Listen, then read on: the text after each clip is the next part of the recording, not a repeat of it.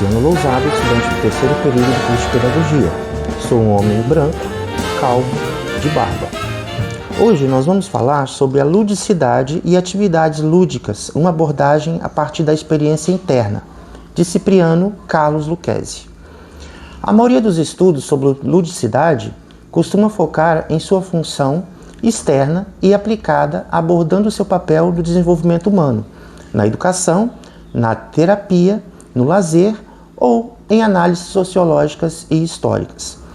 Em contraste, o autor propõe uma abordagem interna e integral da ludicidade, buscando responder às questões: o que é atividade lúdica para o sujeito que a vivencia? Que efeitos essa experiência lhe produz? Esse foco na experiência lúdica, como um fenômeno estritamente interno, se contrapõe às perspectivas externas, sociológicas, etnográficas, etc.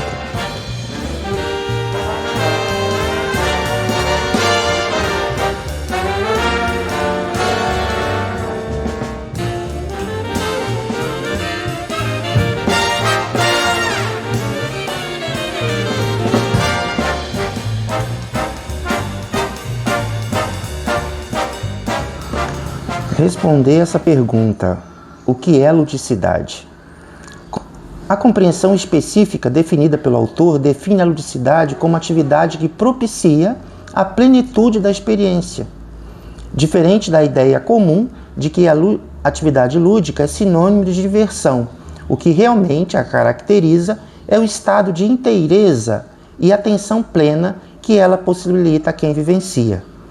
Neste estado, o ser humano age ludicamente com total entrega de corpo e mente, sem divisão ou desvio mental para outras questões.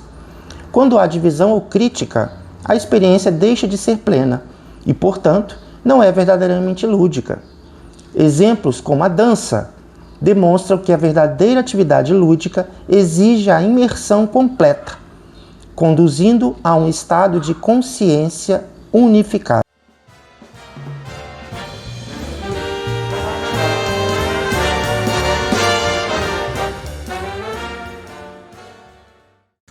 Vamos agora observar as 4 dimensões de acordo com o autor. O primeiro, o campo do eu, dimensão interior individual, interno do sujeito. Vivencia sua experiência dentro de si mesmo. Envolve sentimento, mente, compreensão interna, hermenêutica e a dimensão espiritual, estética e de crescimento individual. Ele define a ludicidade como estado de consciência e plenitude de experiência. O segundo, dimensão individual externa, o campo do ele, superior direito, visível, observável e comportamental. Expressa objetivamente a experiência individual interna através do corpo, dos sistemas fisiológicos e do comportamento psicossocial. Aqui se descrevem as regras e práticas visíveis de uma atividade lúdica. O terceiro, dimensão interna coletiva, o campo do nós, inferior esquerdo, subjetiva e coletiva. O ser humano vivencia sua experiência de comunidade, cultura e valores. Envolve os sentimentos de viver e conviver com os outros e a formação estética da moral. Só pode ser verdadeiramente assimilada e compreendida pela vivência mútua da cultura.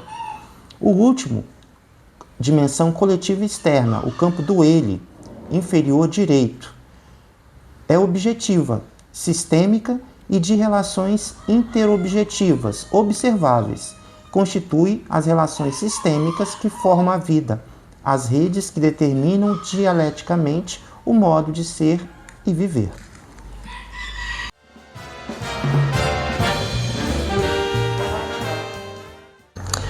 Atividades lúdicas e sua função no desenvolvimento interno de cada um.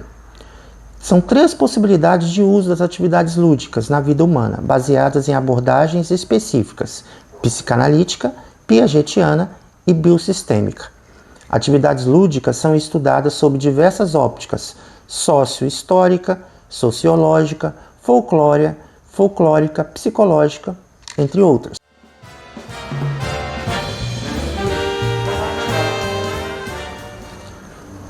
As heranças freudianas. fundamentado na psicanálise, e estabelece que as atividades lúdicas são um caminho real para a inconsciência da criança, semelhante ao sonho para o adulto. O brincar não só revela a realidade interna da criança, mas também possui uma função progressiva e construtiva.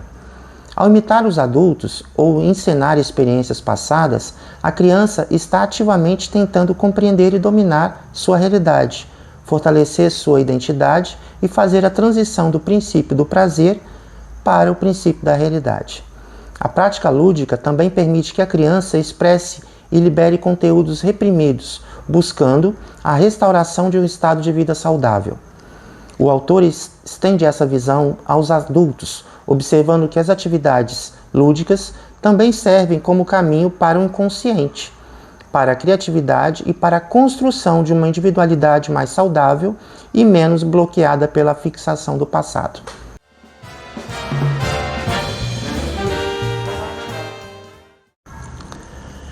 As heranças piagetianas. Em Piaget, os jogos são resultados fundamentais que impulsionam o desenvolvimento humano, auxiliando na organização da cognição e do afeto, e, consequentemente, na estruturação do mundo interior em sua relação com o exterior. A resposta de Piaget à sua questão central: como se constrói o processo do conhecer? É através das atividades. O conhecimento se dá pela ação em uma dialética contínua de assimilação e acomodação. Piaget classifica as atividades desenvolvidas no processo de desenvolvimento em 3 tipos de jogos, que se manifestam em estágios sucessivos. O primeiro, jogos de exercício, que vai do nascimento até os 2 anos de idade. É o sensório motor.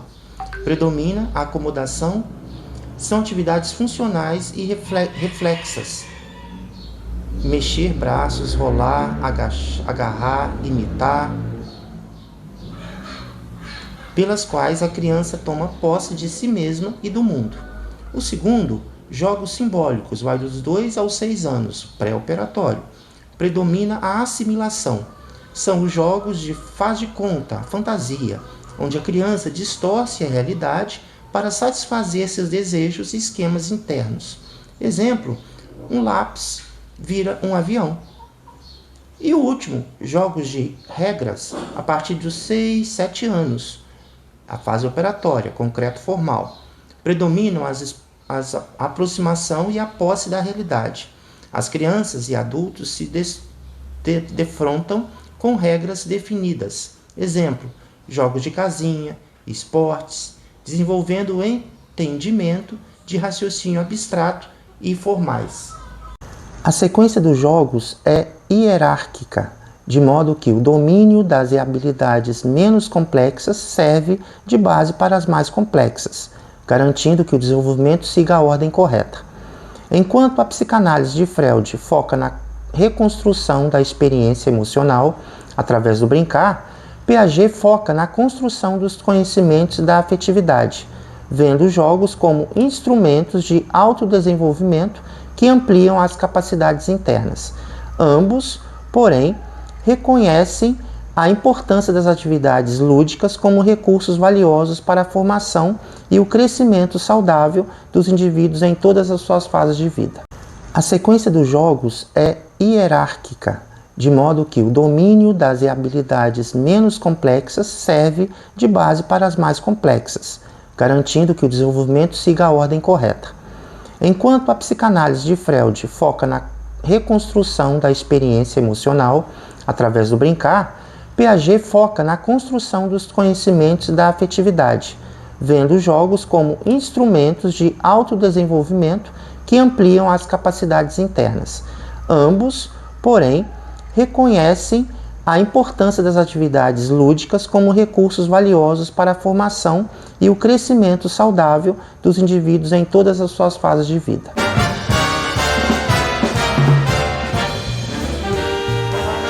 Atividades lúdicas é a restauração do equilíbrio entre as camadas embrionárias constitutivas do ser humano. O autor utiliza o conceito da biossíntese para estabelecer uma ponte com a experiência interna da ludicidade. O ser humano é constituído por 3 camadas germinativas embrionárias que dão origem aos 3 modos de ser. O primeiro é sentir, relacionado aos órgãos internos. O segundo, agir, movimento, músculos e esqueletos. E o terceiro, pensar, relacionado ao sistema nervoso e cabeça. O ideal é o equilíbrio harmonioso dessas partes para o crescimento. Geralmente resulta em desequilíbrio e bloqueio energético, que se manifestam na separação entre sentir, pensar e agir. Ademais, a biossíntese diferencia a essência âmago, centro imutável e curativo do ser, da energia, corpo e personalidade.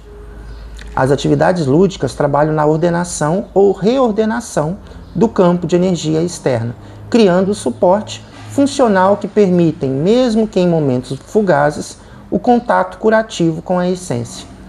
Embora a dor, com uma doença grave ilustrada pela história do executivo, possa forçar esse contato, o autor defende que a alegria e a experiência plena da ludicidade são o caminho mais saudável e intencional para manter essa conexão com a integridade interior e formação à vida. Como considerações finais, temos o seguinte: divertimento não é sinônimo de ludicidade. Uma experiência divertida pode não ser lúdico, e uma experiência não divertida pode ser lúdica. A ludicidade exige inclusão, atividades que são divertidas para a maioria, mas que usam o indivíduo como objeto de chacota. Não é considerado ludicidade. Evolução dos objetos lúdicos. A ludicidade não se restringe aos brincares infantis. Ela é um estado interno de alegria e realização que se adapta ao desenvolvimento do ser humano. O trabalho pode ser lúdico, fora da óptica capitalista. Por exemplo, o trabalho é potencialmente lúdico quando é criativo e prazeroso. A ludicidade é transindividual e integrativa. A verdadeira experiência lúdica é translógica e vai além de julgamentos e individualismo narcisístico. Ludicidade individual e coletiva. Embora a ludicidade seja interna, as atividades lúdicas, os jogos, ganham muito mais força e graça quando praticadas coletivamente, o que sublinha o papel do outro na experiência plena.